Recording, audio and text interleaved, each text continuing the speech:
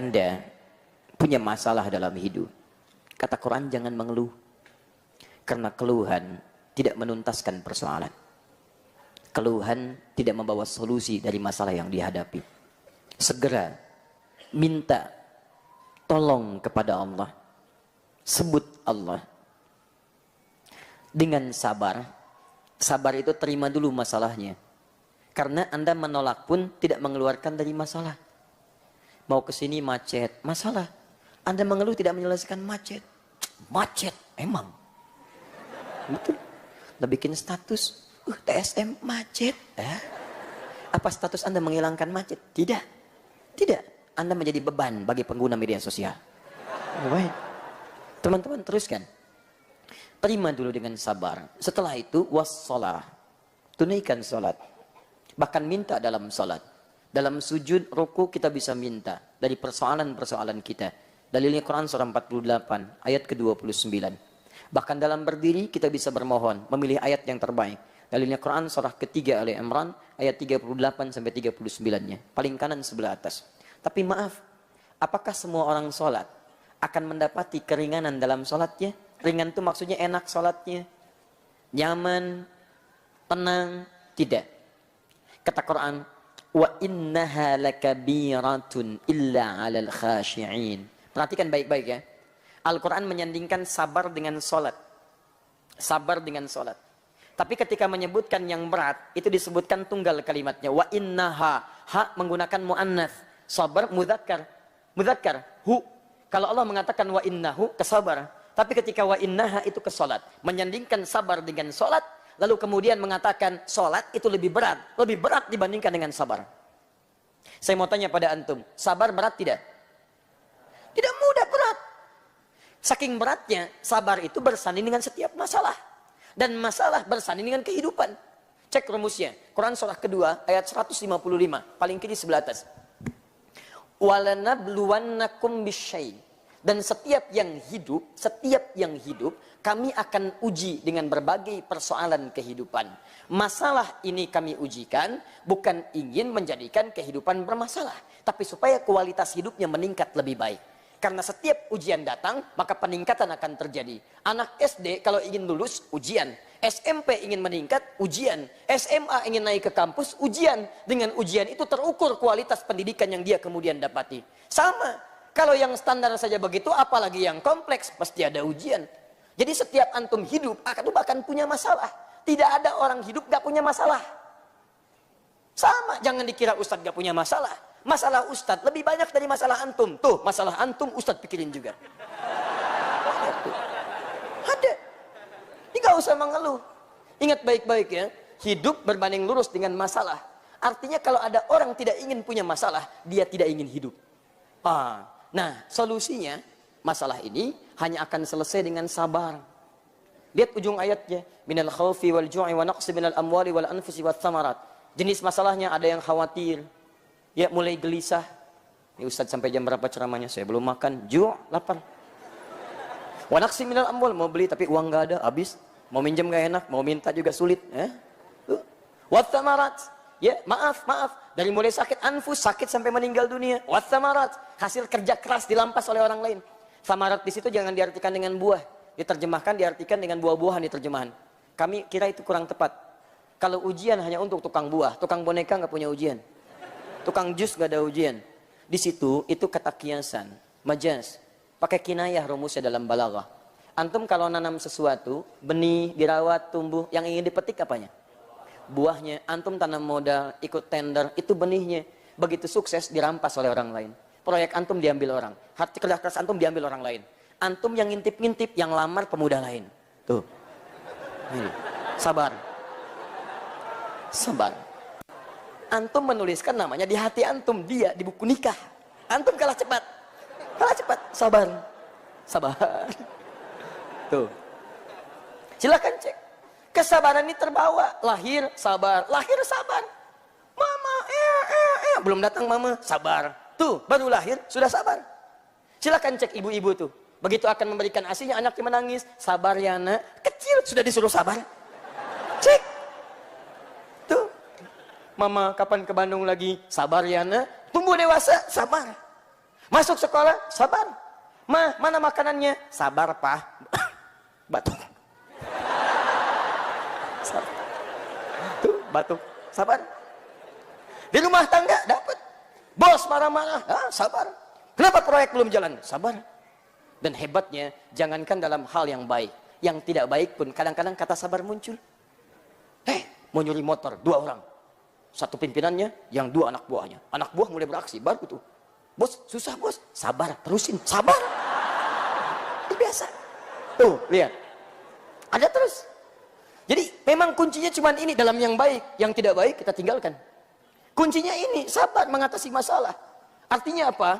Hidup berbanding lurus dengan masalah. Masalah berbanding lurus dengan kesabaran. Saking beratnya sabar, dibawa seumur hidup.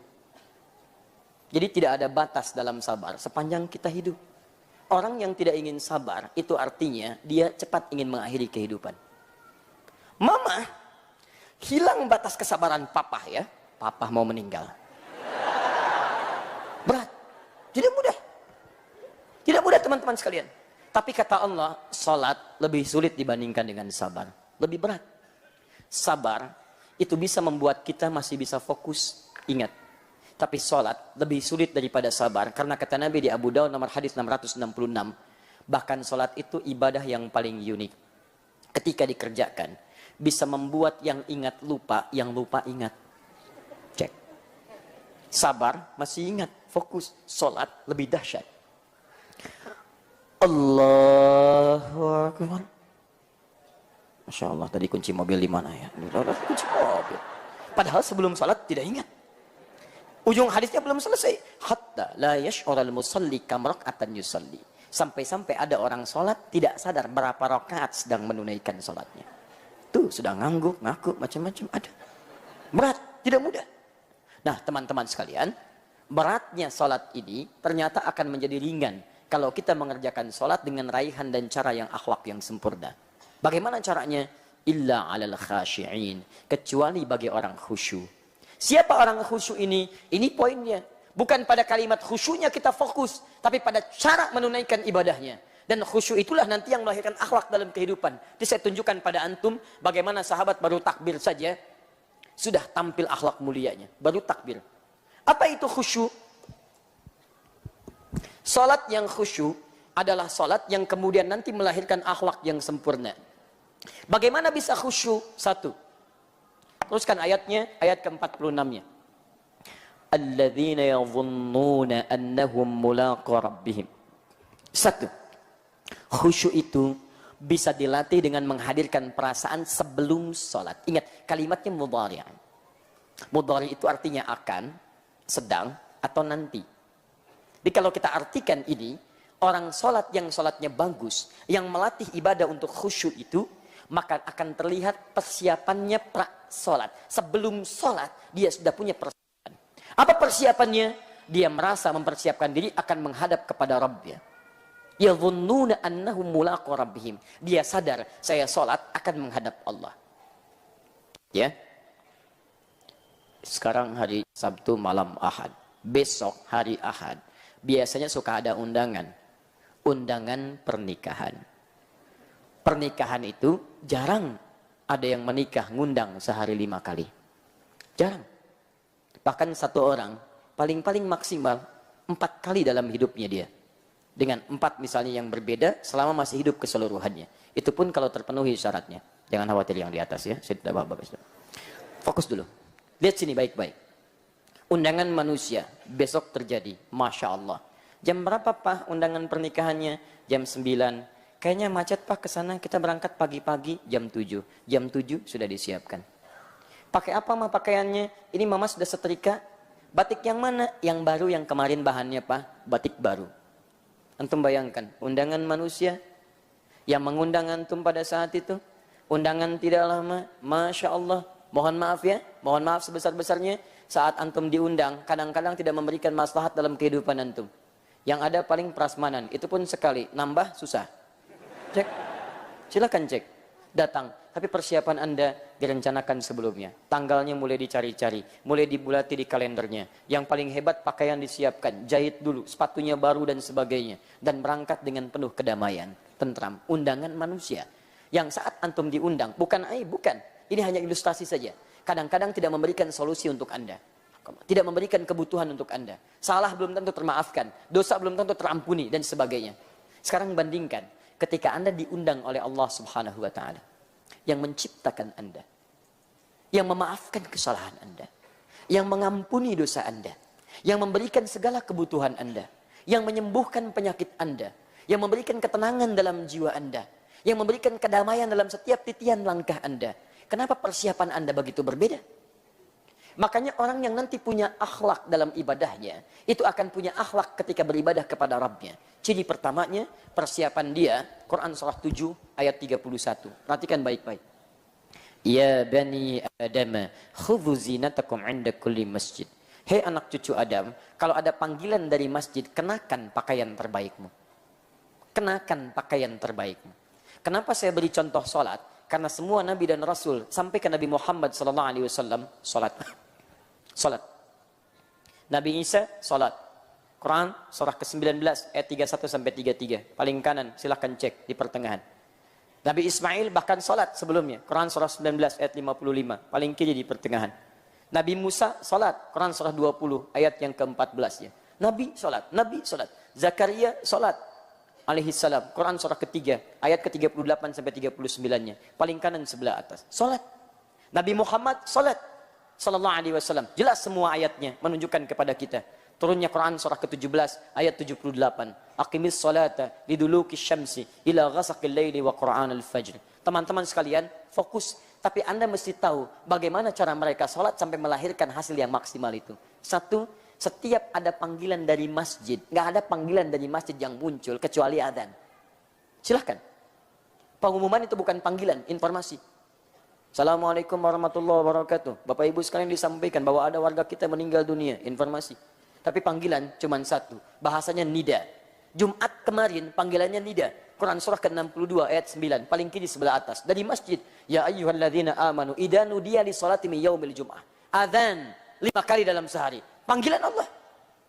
Allahu Akbar, panggilan. Dan hebatnya, ketika adzan, kenapa kalimatnya menggunakan kata adzan? Apa artinya adzan? Kalau tidak tahu, katakan. Itu gampang. Baik, apa artinya adzan? Adzan, ada yang mengatakan seakar dengan kata udhun. Bukan cuma panggilan, udhun artinya telinga. Jamaknya adzan. Kenapa disebut dengan adzan? Karena panggilan ini akan selalu sampai pada orang yang masih punya pendengaran di telinganya. Terdengar. Dan hebatnya, ada penelitian kecil-kecilan menunjukkan hanya lafaz adzan yang tidak berhenti di muka bumi dalam 24 jam. Mesir adzan, selesai Mesir adzan, Libya adzan, selesai Libya Tunisia adzan, Tunisia selesai adzan, Maroko adzan, Maroko selesai Aljazair adzan, nyebrang sedikit ke Prancis, Spanyol, kemudian Italia. Silahkan cek, Bandung sekitarannya. Ini adzan, geser sedikit sana adzan, geser sedikit sana adzan, geser sedikit sana adzan. 24 jam berputar. Diingatkan kita. Ketika ada panggilan dari masjid, kenakan pakaian terbaikmu. Silahkan cek antum. Dari sekian sholat yang pernah antum tunaikan, berapa pakaian terbaik yang pernah antum siapkan? Kita mesti malu teman-teman, cek besok ya, cek besok. Maaf ya, ini keyakinan kita dalam Islam. Dan ini istilahnya istilah lembut. Dia jangan marah kalau disebut dengan istilah ini. Misal, musyrik. Orang mau musyrik aja, pakaiannya bagus-bagus. Cek besok tuh. Mau musyrik, oh ada yang pakai jas. Ya, perempuannya pakai kebaya, anaknya dikepang 2, bawa manisan. Keluar. Hayut dalam penuh kebahagiaan. Antum sudah ada iman dalam jiwa antum. Kenapa ketika dipanggil oleh Allah Subhanahu wa taala pakaian seadanya? Ya Allah, tolong kabulkan doa saya. Masya Allah, pakai pakaian olahraga, depannya Ronaldo, belakangnya Messi. Luar biasa. Nah, nyambung antum. Nah, nyambung teman-teman. Ya coba antum, kita bersikap adil lah. Kenapa kita tidak berakhlak terhadap Allah? Sementara Anda menuntut kebaikan-kebaikan dari ibadah Anda. Itu poin pertama. Yang kedua, perhatikan baik-baik. Begitu Anda kemudian menyiapkan pakaian terbaik, sempurnakan wudhu, Quran surah 5 ayat yang ke-6. Antum ke undangan, mandi dulu. Kepada Allah minimal perbaiki diri dulu, bersihkan. Kenapa itu semua dikerjakan? Teruskan ayatnya. Dan ini menjadi penutup pertemuan kita. Perhatikan baik-baik. Wa annahum ilaihi raji'un. Dan kenapa dia mesti menggunakan pakaian terbaik? Kemudian wudhu dulu, bahkan ada yang mandi dulu. Kalau ingin khusyuk, rasakan. Mungkin saat itulah kemudian menjadi salat terakhir dalam kehidupan Anda. Ini sudah semakin malam. Kalau kita mendengar kalimat raji'un, raji'un, raji'un, apa artinya?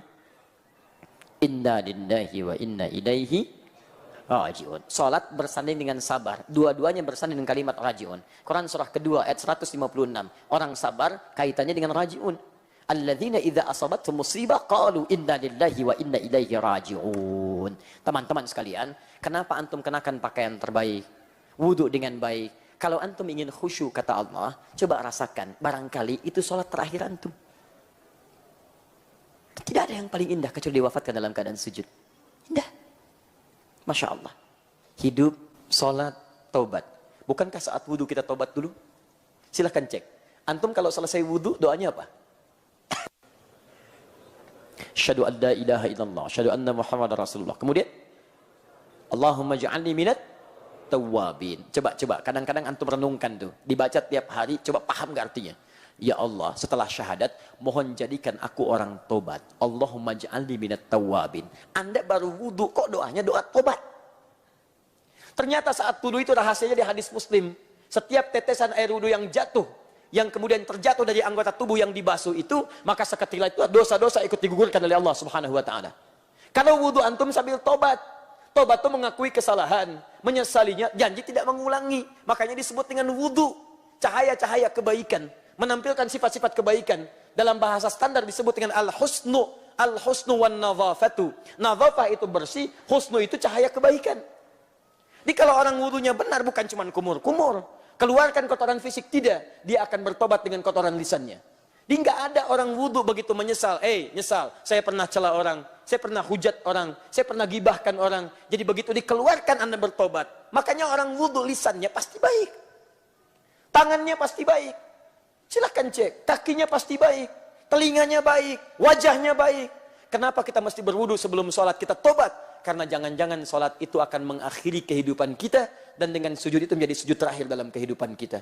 Tidak ada yang paling indah kecuali dipanggil dalam keadaan sudah selesai tobat kita, dosa kita sudah selesai, dan sujud dalam keadaan yang sangat indah. Begitu sujud, ya ayat Tuhan nafsul mutmainnah. Indah. Antum ingin meninggal dalam keadaan sujud? Nanti tahajud ya, malam insya Allah. Itu pun kalau meninggal. Betul. Kalau tidak, nggak bisa. Karena kita nggak bisa milih, Pak. Bisa antum duluan, saya belakangan. Bisa ditukar, saya belakangan, antum duluan. Bisa. Bisa. Ustaz nggak adil itu, salah. Bisa, saya duluan setelah antum. Bisa. Semua bisa terjadi. Bisa. Nah, jadi poinnya teman-teman sekalian, coba kita usahakan tuh. Rasakan ini akan akhlak terhadap Allah. Siapkan pakaian terbaik. Rasakan barangkali ini sujud bagian terakhir. Nikmat. Makanya perhatikan sahabat Abu Bakar. Begitu bertakbir saja, kemudian memahami apa yang diungkapkannya, dia takbir. Abu Dawud nomor hadis 857. Allahu Akbar. Mengatakan Allah yang maha besar. Lisannya mengucapkan Allahu Akbar. Fikirannya menerjemahkan Allah maha besar. Hatinya meresapi, ya Rabb, saya mengatakan Allahu Akbar setiap hari. Tapi kadang saya merasakan kebesaran dalam diri saya. Sombong dengan orang lain. Angkuh dengan teman. Merasa yang paling hebat dalam kalangan. Bersikap tidak bijak pada teman-teman. Merasa yang paling unggul dari sesamanya. Sementara tiap hari saya mengatakan Allahu Akbar. Bergetar tangannya begini. Setelah selesai, sebagian sahabat bertanya, kenapa Anda sampai bergetar begitu? Kata beliau, saya takut ketika mengucapkan Allahu Akbar membawa secercah keakbaran, kebesaran dalam takbir saya. Mertua Nabi, pejuang bersama Nabi, hidupnya menemani Nabi, dipilih hijrah ke Madinah bersama Nabi, wafatnya di samping Nabi, surganya sesurga dengan Nabi. Begitu takbir Allahu Akbar, merasa dipersaksikan oleh Allah, takut wafat di hadapan Allah, bergetar tangannya karena takut membawa kesombongan dalam dirinya. Bergetar. Antum sahabat? Bukan. Mertua Nabi? Bukan. Hidup tidak bersama Nabi.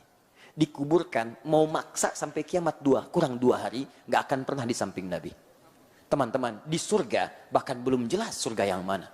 Coba cek, sejauh mana kemudian usaha kita untuk khusyuk. Walaupun kadang-kadang mirip dengan Abu Bakar, sholat di luar subuh-subuh. Mutar juga. Sudah? Ya. Nah, Saya mau tutup pelan-pelan, saya mau akhiri. Kalau sudah tahu caranya begini sholat, siapkan pakaian terbaik, kemudian siapkan bagikan sholat yang terakhir, baru antum keluarkan jenis-jenis sholatnya plus waktunya. Ya, ini lihat, waktu sholat bagian dari tanda iman. Quran surah 4 ayat 103. Inna sholata kanat 'alal mu'minina kitaban mauquta. Bahasa singkatnya, orang beriman itu pasti tahu waktu sholat. Itu paling singkatnya. Jadi kalau antum belum hafal waktu sholat, belum tahu, berarti ada iman kita yang harus ditingkatkan kepada Allah. Ayo besok subuh jam berapa? Gak usah lihat ke atas, sini. Asar jam berapa? Isya jam berapa? Alhamdulillah. Iman kita dipertaruhkan di situ, nilai kita. Jadi nanti kalau sudah semakin kita semangat sholat, hafal kemudian waktunya, bersiap-siap menunaikannya, akan lahir kenikmatan itu. Apa diantara kenikmatannya? Dulu tertinggal sholat fardu biasa-biasa, sekarang ketinggalan sunnah sudah gelisah. Semua yang sunnah, antum kejar-kejar. Itu kenikmatannya. Kalau sudah dekat dengan Allah, maka apa dampaknya? Lahirlah kemudian akhlak dengan makhluk. Contoh, maaf, sholat dibuka dengan kalimat iman. Maka kalau sholatnya sudah bagus, artinya imannya menguat. Kalau iman sudah kuat, akhlaknya juga akan kuat. Karena itu semua perilaku orang beriman, semua tubuhnya dibuka dengan kalimat iman. Contoh, maaf, hubungan dengan Allah sudah bagus, dilatih lewat sholat. Maka dia akan memastikan semua tindakannya disukai oleh Allah subhanahu wa ta'ala. Maka dia tidak akan pernah melihat yang tidak disukai oleh Allah. Hasil latihan dari sholatnya. Sudah dekat dengan Allah. Dia tidak akan bicara yang tidak disukai oleh Allah. Dia tidak akan menyentuh yang tidak disukai oleh Allah. Sampai dia tidak akan melangkah pada apa yang tidak diridhai oleh Allah. Karena itulah ketika Allah membuka kalimat salat dengan iman, alladzina yu'minuna bil ghaib wa yuqimunas shalah. Waktunya dibuka dengan iman, inna salata kanat 'alal mu'minina kitaban mauquta. Iman. Ketika jadi akhlak, imannya disebutkan duluan, baru tubuhnya. Mata, Quran surah ke-24 ayat 30 untuk laki-laki, 31 untuk perempuan. Qul lil mu'minina yaghuddu min absarihim. Katakan pada pria-pria beriman, matanya hanya boleh lihat yang baik-baik. Orang salat, maka matanya tidak akan dipaksa melihat maksiat. Mustahil. Perempuan begitu, ayat 31-nya. Wa qul lil mu'minati yaghuddna min absarihinna. Katakan pada perempuan-perempuan beriman, matanya pun palingkan dari yang tidak baik. Karena Anda merasa dekat dengan Allah, maka Allah tidak akan ridha mata Anda diarahkan pada yang Allah tidak sukai. Maka Allah bimbing mata Anda melihat yang baik-baik saja. Mulai berpindah. Pak, televisi sudah nggak bagus, Pak. Ganti channel. Bisa berubah. Bisa berubah. Begitu jalan, tadinya semua dilihat, sekarang tidak. Papa, hati-hati, itu nggak boleh dilihat. Iya, mah. Alhamdulillah. Masya Allah. Yang tadi berkah mah sekali lihat. Maaf. Masya Allah. Sudah Pak, cukup, jangan bercanda. Ya mah insya Allah. Besok kesini lagi ya. Masya Allah. Nawar. Quran, bertahap lagi. Mulut, iman dulu. Quran surah 49, ayat 11 sampai 12. Ya ayyuhalladzina amanu iman. La yaskhar qaumin qaum, jangan saling cela. Jangan saling cela. Awas, jangan-jangan yang dicela kata Quran lebih baik daripada yang mencela. Tuh, antum tuh. Lihat baik-baik. Katanya sholatnya rajin. Katanya ikut sunnah, katanya ikut Quran. Lisan antum mencela, iman antum dipertaruhkan di situ. Antum gak ada akhlak dalam pandangan Allah Subhanahu wa taala. Cek. Ya ayyuhalladzina amanu la yaghtab ba'dukum ba'd. Jangan saling bergibah. Jangan bergibah, jangan bicarakan keburukan orang. Ada keburukan kita doakan supaya berubah. Dorong dengan baik, dakwahi dengan lembut. Alhamdulillah, baik lisannya. Tangan, wailul lil mutaffifin, celaka tangan orang yang curang. Orang yang sholat mustahil tangannya maksiat. Antum di kantor berapa kali tanda tangan proyek yang tidak jelas? Berapa kali menggunakan tangan antum untuk hal yang tidak pantas? Ayo coba lihat. Masuk kantor. Pak, tanda tangan Pak. Apa ini? Uang kedatangan. Oh, kedatangan. Datang aja pakai uang. Berapa? 5 juta Pak. Maaf. Tangan tahiyat. Tidak akan pernah dipakai maksiat. Tarik. Masya Allah. Pak, 500 juta Pak. Saya istikharah dulu ya.